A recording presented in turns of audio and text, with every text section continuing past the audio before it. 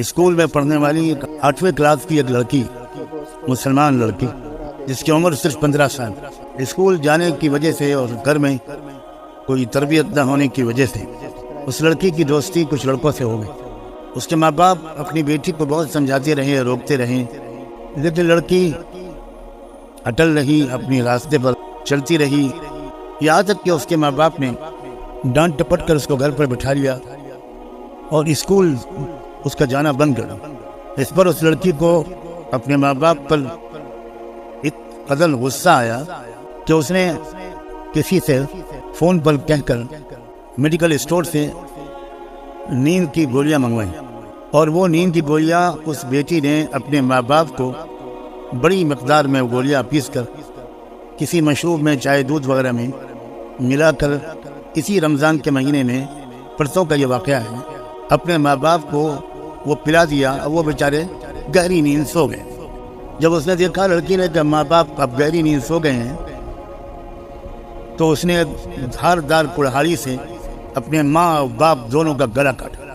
جب پڑوسیوں کو کچھ اندازہ ہوا اور انہوں نے دیکھا تو باپ کو آخری سانسیں لیتا ہوا پایا، ماں تو مر چکی تھی۔ باپ کو لے کر اسپتال دوڑے لوگ، لیکن وہ جاتے جاتے یا وہاں پہنچ کر اس کا دم نکل گیا۔ پولیس نے اس کی تفتیش شروع کی، تب اس سے پتہ چلا، میں تفصیل تو نہیں بتا رہا، میں خود مقصد تو کوئی خبر کی تفصیلات سنانا نہیں، تب پتہ چلا کہ یہ اس بیٹی کی حرکت ہے، 15 سال کی لڑکی، اور اس نے اپنے اس ماں کو جس نے بڑی مشکل سے اس کو پیٹ میں رکھا ہوگا، جنم دیا ہوگا، پالا پوسا ہوگا، اپنی نیندیں حرام کی ہوں گی، اس باپ کو جس نے اس کی لیے کمائی کی ہوگی، سردی گرمی سب برداشت کی ہوگی، اس لڑکی نے اپنے ماں باپ کو کلہاڑی سے مار مار کے ہلاک کر دیا۔ بعد میں جب پولیس نے اور تفتیش کی تو تھوڑی دیر کے بعد اس نے اپنے جرم کا اقبال کیا، قبول کیا کہ میں نے ہی مارا ہے، اور وجہ صرف یہ تھی کہ مجھے وہ میرے دوستوں سے اور لڑکوں سے بات نہیں کرنے دیتی۔ آج کل لوگ 99% مسلمان ماں باپ اپنے بچوں کی تربیت سے بالکل غافل ہیں۔ مسلمانوں کو نہیں پتا کہ یہ اسکول کالج ان کے بچوں کی قتل گاہیں ہیں۔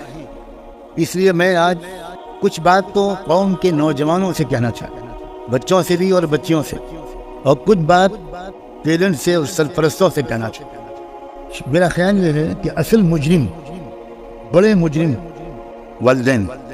والدین خود اسلام کو بالکل سمجھنے کی کوشش نہیں کرتے۔